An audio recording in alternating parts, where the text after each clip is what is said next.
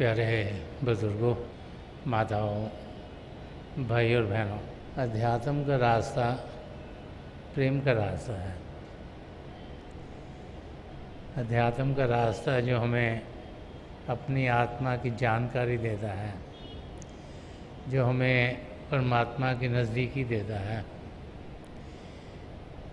इसको इंसान समझे कैसे, जाने कैसे, पहचाने कैसे। संत कृपाल सिंह जी महाराज फरमा गए कि spirituality can not be taught and it can not be bought, but it can be caught from someone who is one with God. कि जो रूहानियत का रास्ता है, ये तो ना सीखा जा सकता है, ना ही ये खरीदा जा सकता है, लेकिन ये पकड़ा जा सकता है किसी ऐसे महापुरुष से जो प्रभु से एक में हो।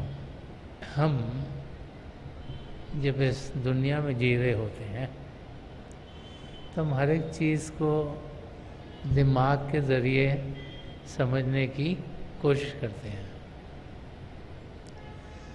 स्कूल में बच्चे जाते हैं, पढ़ते लिखते हैं, दिमाग का इस्तेमाल करते हैं, फिर लॉजिक यूज़ करते हैं और फिर इंसान यही सोचना शुरू हो जाता है कि सब कुछ वो दिमाग के ज़रिए पाएगा। लेकिन जो अध्यात्म का रास्ता है वो दिमागी रास्ता नहीं। ये नहीं कि जिसका दिमाग बहुत तेज है, इसका आईक्यू लेवल बहुत ज़्यादा है, वो अध्यात्म के रास्ते को आसानी से सीख जाएगा। क्योंकि अध्यात्म का रास्ता प्रभु ने हर एक इंसान के लिए खोला हुआ है, चाहे वो पढ़ा लिखा हो या अनपढ़ हो, चाहे अमीर हो या गरीब हो, चाहे एक जाति का हो या दूसरी जाति का हो, एक देश के रहने वाला हो या दूसरे देश के रहने वाला हो। पर ये रास्ता बहुत प्रभु ने सरल किया है। लेकिन हम इंसान जो इस धरती पर रहते हैं, जो चीज़ आसान हो समझते हैं ये सही नहीं होगी। अगर आप कुछ खरीदने जाओ तो आपको लगता है कि ये जो महंगी चीज़ है ये बेहतर होगी। हम सब इस दुनिया में जीते जीते ऐसा सोचते हैं कि जो चीज़ थोड़ी महंगी है या मुश्किल से समझ में आती है वो बहुत बेहतर होगी। लेकिन अध्यात्म का रास्ता प्रभु ने हर एक के लिए बनाया है और इसीलिए ये बहुत ही आसान रास्ता है। इसको समझने की कोई ज़रूरत नहीं। ये पकड़ने का रास्ता है, अनुभव करने का रास्ता है। क्योंकि ना तो ये सीखा जा सकता है, ना ही ये खरीदा जा सकता है। तो इसको इंसान पकड़े कैसे? अध्यात्म का रास्ता प्रेम का रास्ता है, प्यार का रास्ता है। और प्यार किससे, क्यों, कैसे होता है ये इंसान के काबू में नहीं। संत दर्शन सिंह जी महाराज, जिन्होंने रूहानियत के रास्ते को बहुत खोल खोल के समझाया, जो बार बार फरमाया करते थे कि पिता परमेश्वर प्रेम के महासागर हैं, प्रेम से भरपूर हैं। हमारी आत्मा उनका अंश होने के नाते उसी महासागर की बूंद है, उसी प्रेम से भरपूर है। और प्रभु को पाने का रास्ता भी प्रेम का रास्ता है। ये बार बार बार संत दर्शन सिंह जी महाराज में समझाते चले गए हैं। प्रेम जो हमारी आत्मा का परमात्मा से है, तो क्या हम प्रभु से प्रेम कर सकते हैं? क्या कोई किताब लिखी हुई है जिसको हम पढ़ें, उसमें लिखा हो कि प्रभु से प्रेम करना है, पहले ये करो, फिर ये करो, फिर ये करो, फिर ये करो, प्रे करो। तो जब उसे पढ़ लेंगे तो हम प्रभु से प्रेम करना शुरू कर देंगे। ये नामुमकिन है, क्योंकि पहले तो प्रेम को लफ्ज़ों में समझाया ही नहीं जा सकता। कोई ऐसी किताब नहीं जो कि प्रेम को सही मायनों में समझा दे, क्योंकि जो अनुभव करने का तरीका है उसे लफ्ज़ों में समझा नहीं जा सकता, उसे एक्सपीरियंस किया जा सकता, अनुभव किया जा सकता। तो क्या हम प्रभु से प्रेम कर सकते हैं? अगर सोचें कि हम खुद करेंगे तो वो पॉसिबल नहीं है। एक मुहावरा है कि love emanates in the heart of the beloved, कि प्रेम पहले प्रीतम के अंदर जागृत होता है। तो प्रभु के अंदर हमारे लिए प्रेम था, तभी तो हमें यहाँ प्रभु ने भेजा। 84 लाख जिया जून में से वो चोला दिया जिसमें हम प्रभु से प्रेम कर सकते हैं, उन्हें जान सकते हैं, उन्हें पहचान सकते हैं। तो हर एक इंसान जब इस धरती पर पैदा होता है वो इसलिए होता है कि पिता परमेश्वर उससे बहुत प्रेम करते हैं, इसीलिए उसे ये मानव चोला दिया गया। इसके अंदर वो सब कुछ है जो हमें चाहिए अपने आप को सही रूप में जानने के लिए। लेकिन हम लोग ये मानव चोला पाकर भी वो प्रेम जो प्रभु ने हमारे अंदर जागृत किया है उसका अनुभव नहीं कर पाते, क्योंकि हम दुनिया के रंगों की ओर खींचे चले जाते हैं। हम मन इंद्रियों के घाट पर जीते हैं, उससे ऊपर नहीं उठते। हमारा विश्वास प्रभु की ओर अटल नहीं है। प्रभु को हम सोचते हैं जब ज़रूरत है तब उन्हें याद करें। जब बच्चों की शादी नहीं हो रही तब प्रभु को इंसान याद करता है। जब एग्ज़ाम्स आ गए तब बच्चे प्रभु को याद करते हैं। जब कोई बीमार हो गया तब याद करते हैं। जब शादी हो गई बच्चे नहीं हो रहे तब याद करते हैं। जब कोई फिनेंशियल प्रॉब्लम हो गई तब याद करते हैं। तो प्रभु को हमने ऐसे रखा हुआ कि जब हमें मुसीबत आए तो हम वहाँ से जाके सहारा ढूंढते हैं। और ज़्यादातर इंसान किस चीज़ में सहारा ढूंढता है? शारीरिक अवस्थाओं में। इस शरीर को कुछ तकलीफ़ हो गई, कुछ हम करना चाह रहे हैं, हमसे हो नहीं रहा, तो हम प्रभु के दर पर खड़काना शुरू कर देते हैं। यही हम सब करते हैं। हम सबको मालूम है हम आत्माएं, हम सबको मालूम है हमने प्रभु से मिलना है, हम सबको मालूम है ज़िंदगी सीमित है, 50, 60, 80, 100 साल। हमको पता है हमने एक दिन ज़रूर इस चोले को छोड़ना है, लेकिन जिस मकसद से हम यहाँ भेजे गए हैं कोई कोई ही उस तरफ कदम बढ़ाता है, जिसका ध्यान प्रभु की और हर समय हो। घर में भी अगर किसी की फैमिली में बच्चा हो छोटा और उसका ध्यान पढ़ाई लिखाई में नहीं है लेकिन परमार्थ की ओर है, तो माँ बाप बड़ी कोशिश करते हैं किसी तरीके से उसका ध्यान पढ़ाई लिखाई में करें। हम सोचते हैं कि प्रभु को पाना तो बुज़ुर्गों का काम है, वो रिटायर हो गए, उनको और कुछ करना नहीं है, काम अब करना नहीं है, तो तब वो प्रभु को पाएंगे। हम भूल जाते हैं कि ये ज़िंदगी हमें प्रभु को जानने के लिए, प्रभु से प्रेम करने के लिए, उनसे एक में एक होने के लिए दी गई है। और प्रभु से सही मायने में प्रेम तब होगा जब प्रभु में विश्वास होगा, और विश्वास इंसान को तब होगा जब कुछ अनुभव होगा पिता परमेश्वर का। अगर हम प्रभु का अनुभव कर पाएंगे तभी हम उनमें विश्वास करना शुरू करेंगे। अब प्रभु चेतन अवस्था में है, वो कॉन्शियस हैं, हम शारीरिक रूप में हैं, तो फिर प्रभु को जाने कैसे?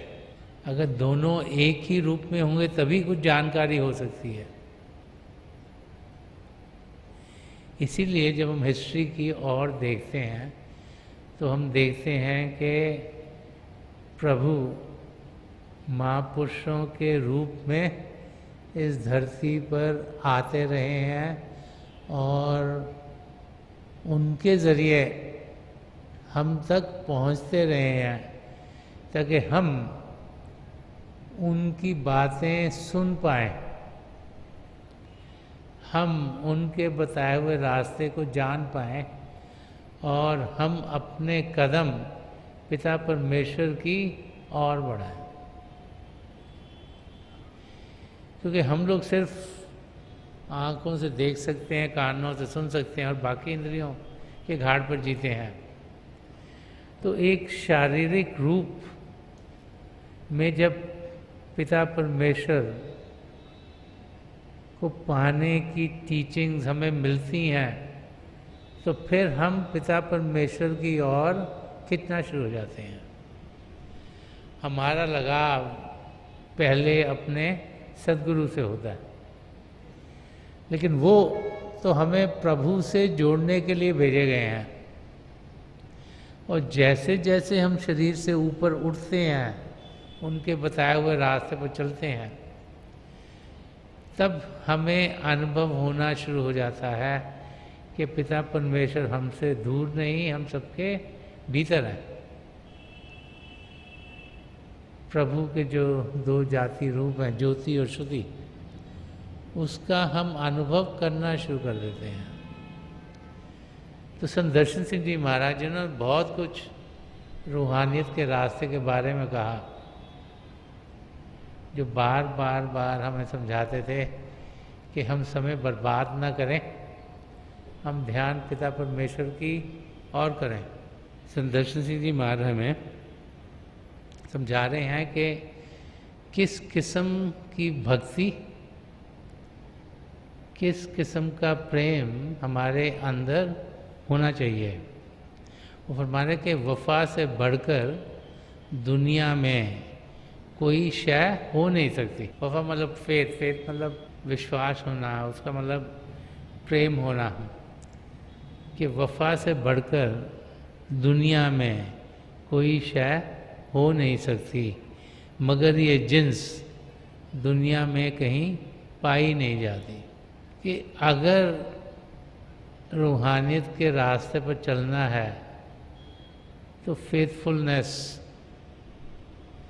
प्रभु से वफा करना, उनमें विश्वास करना, उनकी भक्ति करना, उनसे प्रेम करना, ये हमारी ज़िंदगी में होना चाहिए। लेकिन ये किसी की ज़िंदगी में ही हम पाते हैं। अब जब हम देखते हैं महापुरुषों के सत्संगों की ओर भी, तो हजारों लाखों लोग सत्संग में आते हैं। कुछ चंद लोग होते हैं जिनका ध्यान दुनिया की ओर नहीं, पिता परमेश्वर की ओर होता है,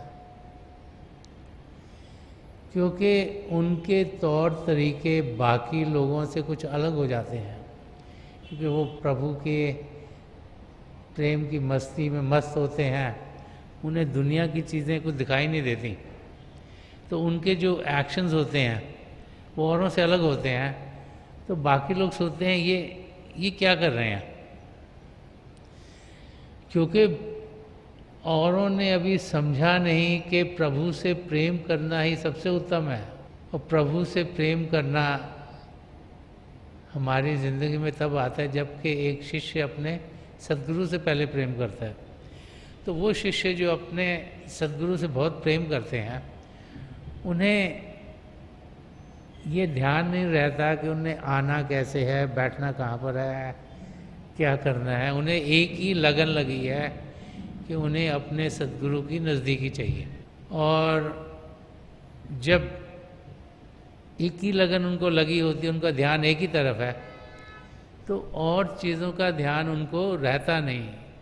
और जब और चीज़ों का ध्यान रहता नहीं तो फिर उनका ध्यान इतना ज़्यादा अपने सदगुरु में होता है कि बहुत सी बार सत्संग में बैठे बैठे ही उनकी सुर लग जाती है, का ध्यान टिक जाता है और फिर तो दुनिया की किसी चीज़ का ख्याल भी नहीं रहता। तो संत दर्शन सिंह जी महाराज जो कि रूहानियत के हर एक पहलू से गुजरे हुए थे, उन्होंने एक शेर के ज़रिए हमें समझाया है कि किस किस्म की ज़िंदगी एक सत्संगी शिष्य की होनी चाहिए। तो संत दर्शन सिंह जी महाराज जो प्रेम की गहराई है उसको समझाने के लिए हमें ये फरमा गए हैं। वो फरमा रहे कि निगाहे मस्त साकी का सलाम आया तो क्या होगा, कि निगाहे मस्त साकी का सलाम आया तो क्या होगा, अगर फिर सर के तौबा का प्याम आया तो क्या होगा। वो एक सच्चे शिष्य के दिल से जो आवाज़ निकलती है वो हमें समझा रहे हैं। क्योंकि जो प्रेम है उसमें दो दूर नहीं रह सकते, दोनों को पास पास होना पड़ता है। कबीर साहब भी फरमा गए कि प्रेम गली अति सांकरी जा में दो ना समाए, कि दो दूर हो ही नहीं सकते। अगर प्रेम करना है तो आपको नज़दीक होना पड़ेगा। तो संत दर्शन सिंह जी महाराज फरमा रहे हैं कि निगाहे मस्त साकी का, क्योंकि जो एक शिष्य के लिए उसके सद्गुरु हैं उनकी आँखों के ज़रिए ही रूहानियत के खजाने उसके लिए खुलते हैं। संत कृपाल सिंह जी महाराज तो बहुत बार सत्संगों में फरमाते थे कि 2/3 of spirituality comes from the eyes of the master, के 2/3 ऐसा जो रूहानियत के वो नज़रों से, हमारे सदगुरु की नज़रों से हम तक आता है। इसीलिए हम सब दर्शनों के लिए आते हैं कि उनकी सुखली नज़र, प्यार भरी नज़र हम पर पड़े और जो मन माया के पर्दे हैं जिन्होंने हमारी आत्मा को घेरा हुआ है वो हटने शुरू हो जाए। तो संत दर्शन सिंह जी महाराज समझा रहे हैं कि निगाहे मस्त सागी का, कि जो वो अपने सदगुरु हजूर बाबा सावन सिंह जी महाराज, परम संत कृपाल सिंह जी महाराज के बारे में फरमा रहे हैं कि उनकी निगाहें प्रभु के प्रेम की मस्ती से भरपूर थी। और जो प्रभु के प्रेम की मस्ती है वो तो हर समय हमें अपनी ओर बुला रही है। प्रभु तो चाह रहे हैं हम प्रभु की ओर जाएं। प्रभु नहीं चाहते हम दुनिया की चीज़ों में जाएं। प्रभु नहीं चाह रहे कि हम दुनिया में और धंसते चल जाएं। वो चाह रहे हैं हम उनकी ओर बढ़ें, क्योंकि उन्हें मालूम है कि वही हमारा गोल है। वो जानते हैं कि जब आत्मा का मिलाप परमात्मा में होगा तभी 84 लाख जिया जो उनसे छुटकारा होगा। तो उनका प्रेम हमें खींच रहा है, हमें बुला रहा है, और वो प्रेम हमारे सदगुरु की आंखों के जरिए हमारे तक आ रहा है। तो संत दर्शन सिंह जी महाराज कि निगाहे मस्त साकी का सलाम आया तो क्या होगा। हमारे अगर हम सत्संग में बैठे हैं, हमें दर्शन हो रहे हैं, उनके हमने दर्शन किए, तो प्रभु के प्रेम का खिंचाव हमारे को खींच रहा है। और फिर हमारे अगर फिर तरके तौबा का प्याम आया तो क्या होगा। वो कह रहे हैं हमने बड़ी एग्रीमेंट्स करी कि हम ये नहीं करेंगे, हम वो नहीं करेंगे, लेकिन अगर प्रभु के प्रेम का खिंचाव हो तो हम तो रुक ही नहीं पाते। वो खिंचाव वो इंसान अनुभव करते हैं जो पात्र होते हैं, जो रिसेप्टिव होते हैं, जो सद्गुणों से भरपूर होते हैं, जिनकी लगन एक ही है, वो है अपने आप को सही रूप में जानना और परमात्मा को पाना। जब तक वो लगन हम में लगी नहीं होगी तब तक हम पिता परमेश्वर को जान नहीं सकते और पहचान नहीं सकते। बार बार महापुरुष समझा गए कि दुनिया जिसको हम बहुत कुछ मानते हैं, हर समय कुछ ना कुछ करते रहते हैं दुनिया में, सोचते हैं अपने लिए कर रहे हैं। ये भूल जाते हैं कि जब हम शरीर को छोड़ते हैं तो इनमें से कुछ भी हमारे साथ नहीं जाता। हम अब शरीर को तंदुरुस्त रखने की कोशिश करते हैं, एक दिन तो इसको छोड़ना ही है। हम सोचते हैं कि हमारे रिलेशनशिप ठीक रहें, एक न एक दिन वो भी टूटते हैं। हम सोचते हैं कि हम और कमा लें और कमा लें और कमा लें, हमारे साथ उसमें से कुछ जाता नहीं। तो फिर किस लिए हम इतनी भागदौड़ कर रहे हैं? महापुरुष समझाते हैं कि अगर भागदौड़ करनी है तो प्रभु को जानने की कोशिश करो, क्योंकि वही तो हमें फायदा करेगा। समय भजन अभ्यास में लगाओ, अंदर की दुनिया में बढ़ो, शरीर से ऊपर उठ पाओ, देखो कि आगे भी कुछ दुनिया है। मौत का इंतज़ार मत करो, लेकिन उसका अनुभव अभी करो, ताकि जब वो चेंज आएगा तो आपको कोई तकलीफ ना हो। आपने कुछ कमाया हो, आपने कुछ रूहानियत के रास्ते पर कमाया हो, आपने ये जो आपको शरीर दिया गया, ज़िंदगी दी गई है, इसका पूरा पूरा फ़ायदा उठाया हो।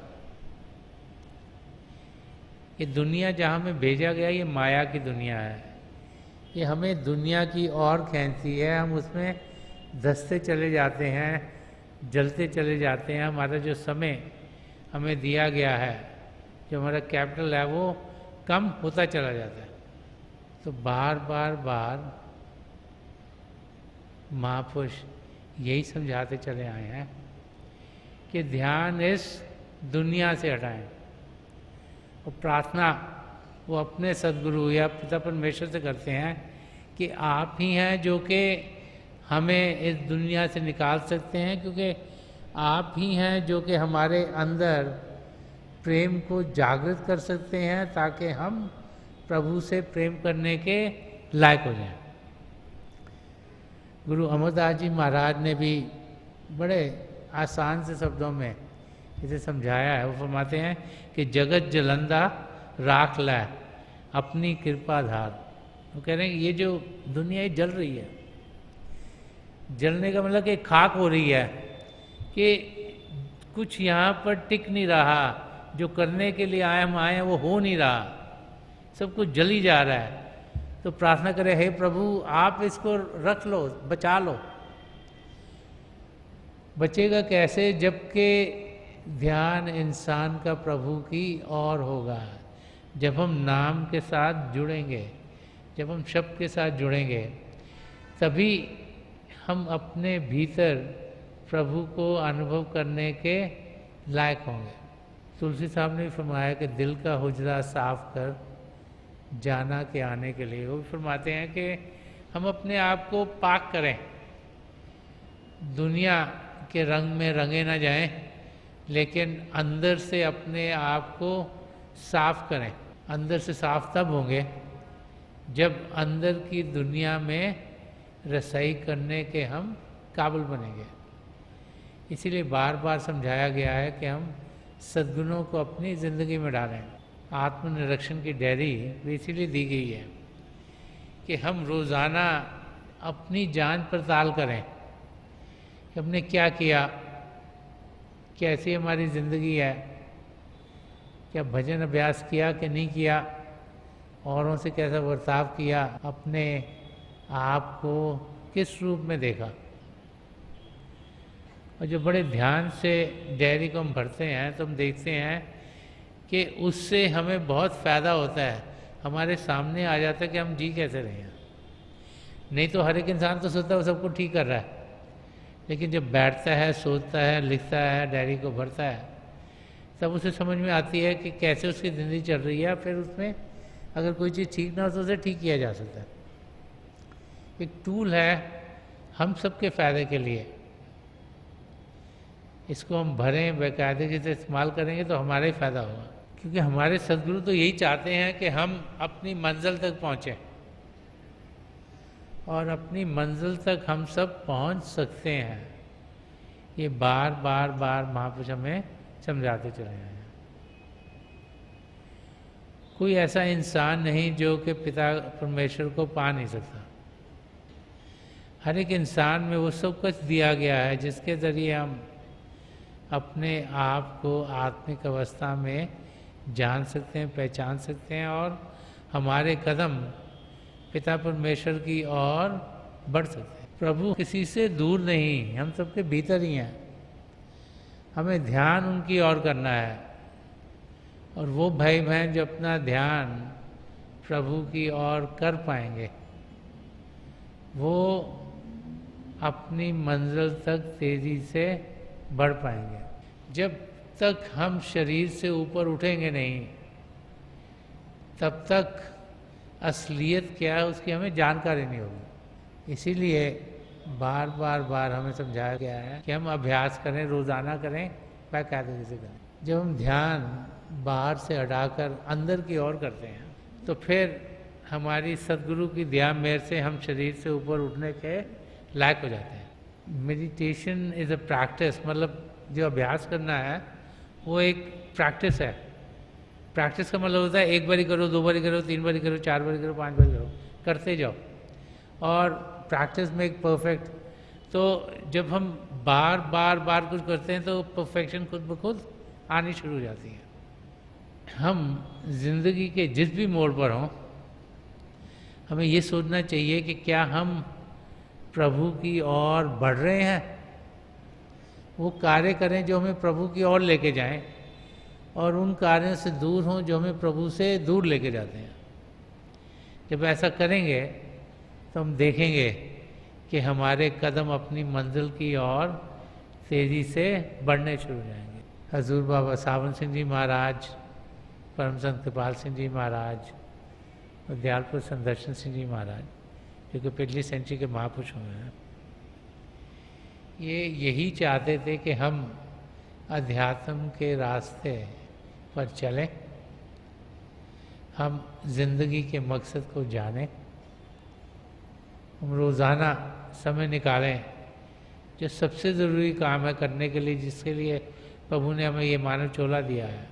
भजन अभ्यास रोज़ाना करें ताकि इसी ज़िंदगी में हम 84 लाख जिया जुन से छुटकारा पाएं। तो थोड़ी देर के लिए आप सब अभ्यास के लिए बैठ जाइएगा। आप जहाँ भी बैठे आराम से बैठिएगा, अपनी आंखें बंद कर लीजिएगा। ये जो आंखों के डेले आई बोलते हैं सीधी सामने हो, जैसे कि 8-10 इंच आपके सामने फोकस है। आंखें बंद करते ही वो भाई बहन जिन्हें नाम की देन मिली है, आप सिमरन कीजिएगा। और वो भाई बहन जो यहाँ नए हैं, आप पिता परमेश्वर के किसी भी जाति नाम का जाप कीजिएगा। जाप मन ही मन करना है, ऊंचा नहीं दोहराना। मेरी हजूर बाबा सावन सिंह जी महाराज, परम संत कृपाल सिंह जी महाराज और दयालपुर संदर्शन सिंह जी महाराज के चरण कमलों में यही प्रार्थना है कि जो जो हम सबके लिए बेहतर है महापुरुष में दें, हमें सबके साथ जोड़ें और हमारे भीतर प्रभु की ज्योत के हमें दर्शन करवाएं। थोड़ी देर में मैं आपको इस बैठक से उठाऊंगा और मेरी शुभकामनाएं आप सबके साथ हैं।